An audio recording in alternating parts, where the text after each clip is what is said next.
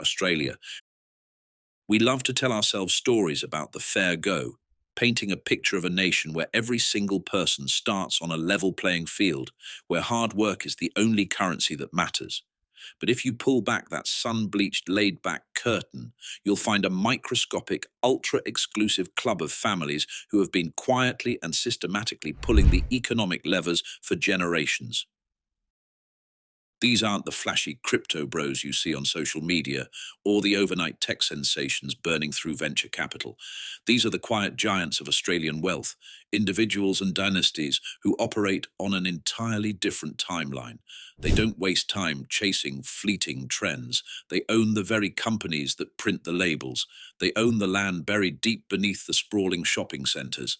And they own the essential infrastructure like the cables that carry the internet to your screen. This exploration isn't just about cataloguing dollar figures, it's about understanding the nature of real power, the weight of legacy, and the quiet, undeniable, and often invisible force of dynastic wealth. This is about fortunes so vast they can influence policy, shape culture, and dictate economic realities for the rest of the nation.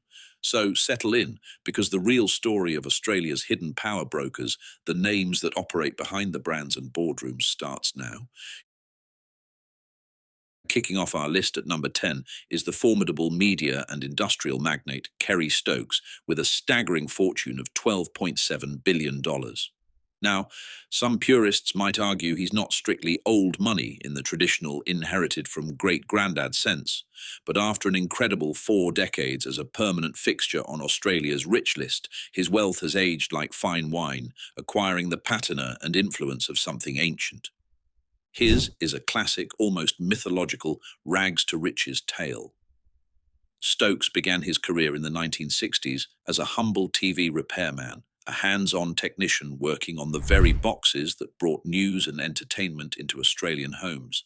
But Stokes possessed a visionary insight. He figured out that the real enduring power lay not in fixing the screen, but in owning the screen itself and controlling the content that flowed through it.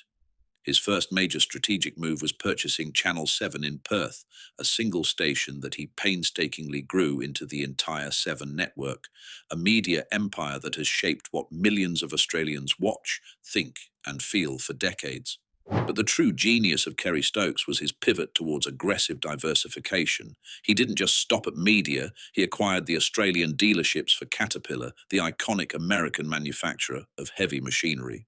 Through his company, Westrac, he became a dominant, almost monopolistic force in the supply of heavy equipment. This means that while Seven West Media influences the national conversation, his other businesses provide the very earth movers and mining equipment that physically build our nation. Today, his Seven Group Holdings is a diversified behemoth, a sprawling conglomerate controlling both media and industrial services. His wealth now represents established, deeply entrenched influence, with his dynasty becoming a core part of Australia's cultural and philanthropic elite, solidifying his family's legacy for generations to come. And for that perfect, undeniable old money touch, Stokes maintains one of the world's largest and most significant private collections of Victoria Cross medals, a powerful symbol of national honour that he has personally acquired.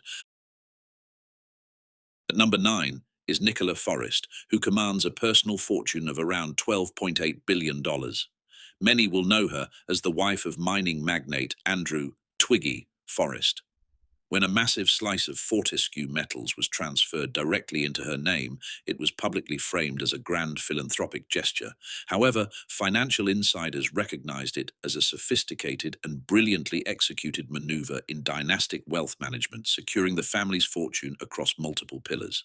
Nicola is now an undeniable force in her own right. She chairs the Minderoo Foundation, a philanthropic powerhouse she co-founded that is now so influential it shapes national and global policy on everything from ocean conservation to early childhood development. Despite her preference for a low public profile, her influence is profound and far-reaching. It's said that a single quiet call from Nicola Forrest can halt a major mining project faster than a court-ordered injunction, but it would be a mistake to see the Forrests as simply new money born from the mining boom. The family was deeply entrenched in the Australian establishment long before the first shipload of iron ore left for China. They have been grazing cattle in the vast landscapes of Western Australia since the 1890s, giving them generations of land ownership and agricultural heritage. This isn't a story of new money. It's a story of a family with a long-established brand built on land and pastoralism, which then received a monumental fortune-multiplying upgrade through iron ore.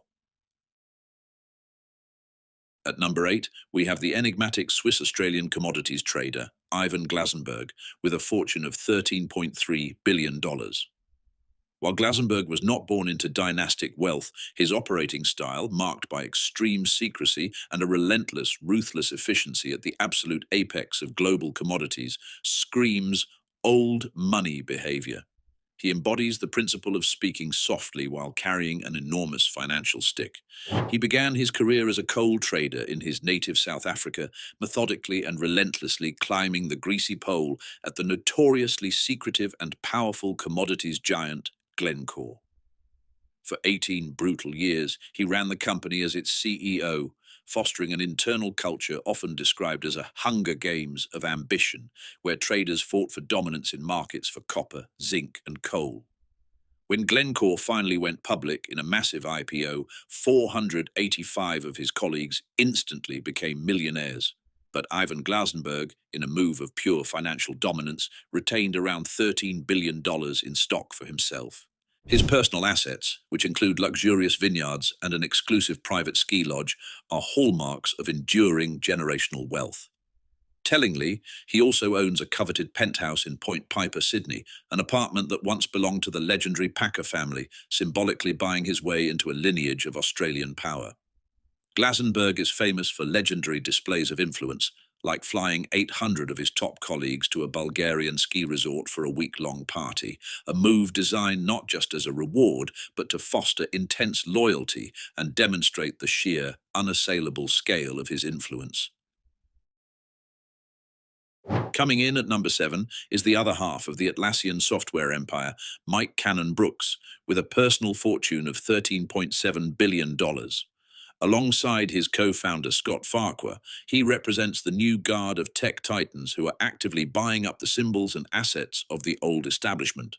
Like his business partner, Cannon-Brookes started Atlassian in 2002 with just a credit card for funding. They created the unglamorous but utterly essential software that has become the digital plumbing for modern corporations. While his partner bought one of Australia's most historic homes, the Elaine Estate, Cannon-Brookes went one step further. In 2018, he bought the estate next door, Fairwater, for a record-breaking $100 million. Both properties had been in the legendary Fairfax media dynasty for over a century, meaning the two tech billionaires literally took over the turf of one of Australia's oldest money clans. But Cannon-Brookes' biggest power move channels his wealth into a different kind of influence. He has become a high-profile green activist, famously launching an audacious multi-billion-dollar bid to buy AGL, Australia's single largest carbon emitter, with the sole purpose of shutting down its coal-fired power stations ahead of schedule.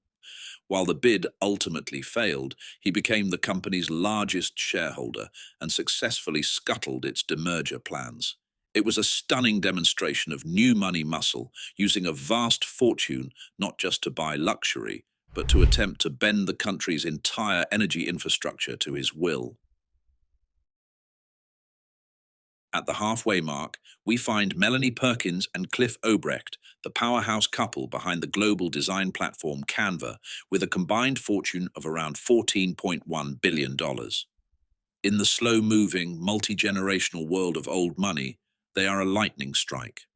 Though their tech company was only founded in 2013, they have managed to achieve the kind of dynastic wealth that once took a century to build in a single, breathtakingly rapid generation. Having already pledged to give away the vast majority of their fortune, they have effectively fast-tracked their family into the exclusive Old Money Club through massive-scale philanthropy, a move pioneered by the likes of Carnegie and Rockefeller. Their story began in a Perth bungalow, with a family home mortgaged to the hilt to get their idea off the ground. From those humble beginnings, they rode the software as a service wave, turning Canva into an indispensable tool for everyone from Fortune 500 corporations to small business Instagram side hustles. They now personally own more than 100 million shares in a company valued at over 60 billion US dollars. But what truly signals their transition is that they are now making the classic old money moves. They are buying tangible, legacy-defining assets, vast pastoral stations that connect them to the land-owning traditions of the old guard, acquiring heritage-listed Sydney terraces, and funding cutting-edge medical research. They are following the exact playbook that the Packer and Fairfax clans wrote a century earlier, only they are doing it at warp speed. Entering the top five is the human headline himself, Clive Palmer, with a massive and controversial fortune of $20.1 billion. His journey into the stratosphere of wealth began with a modest real estate portfolio inherited from his granddad. In a move of incredible foresight and opportunistic genius, Palmer sold it off. Then, in the 1980s, he bought up BHP's mothballed and seemingly worthless exploration tenements for mere cents on the dollar. And then he waited. It was a masterclass in strategic patience. When China's industrial boom ignited in the 2000s, creating a ravenous, insatiable hunger for Australian iron ore, his company Mineralogy suddenly transformed into a cash-spewing machine, generating royalties so immense they are hard to comprehend. He now spends his time and a considerable amount of his fortune in ways that can only be described as eccentric and power-focused. He sues governments, he attempts to build a working replica of the Titanic, and he single-handedly bankrolls political parties named after himself, using his immense wealth to directly influence and disrupt the political landscape. And for a bonus fact that screams old money eccentricity, he maintains a 1,300-strong vintage car collection, housed in a private warehouse so enormous that it reportedly has its own postcode. The fourth spot is occupied by Scott Farquhar of Atlassian, often described as an accidental tycoon who now commands a fortune of $21.4 billion and has firmly planted his family's flag in old money territory. He and his business partner, Mike Cannon-Brookes, famously co-founded the software giant Atlassian in 2002 from a spare bedroom, funding it with $10,000 in credit card debt. They created enterprise software that is now so integral to the tech world that it keeps NASA's Mars rovers talking to each other. Having recently stepped down as co-CEO, his stock holdings continue to generate immense wealth, effectively shifting his primary role from one of building a company to one of stewarding a massive fortune for future generations. But Farquhar truly signals his grand entry into the old money club by strategically purchasing historically significant and culturally priceless assets. In 2017, he bought the 1890s heritage mansion known as Elaine for a then record $71 million in cash and is now meticulously restoring it. This wasn't just a house purchase, it was an acquisition of history, as the estate had been in the hands of the legendary Fairfax media dynasty for over a century. He also owns another sprawling harbourside estate that was once coveted by the same family. The software kid from a spare bedroom is literally planting his family flag on the very same turf that Sydney's oldest and most powerful establishment families have coveted since Federation. The bronze medal for dynastic wealth belongs to the cardboard king, Anthony Pratt, and his family, who preside over an undisputed old money fortune of $25.9 billion. This is a story of generational expansion. The empire began with his father, Richard, who inherited a small company, Visy, and built it into a major Australian player, but it was Anthony who took that powerful foundation and launched it into the global stratosphere.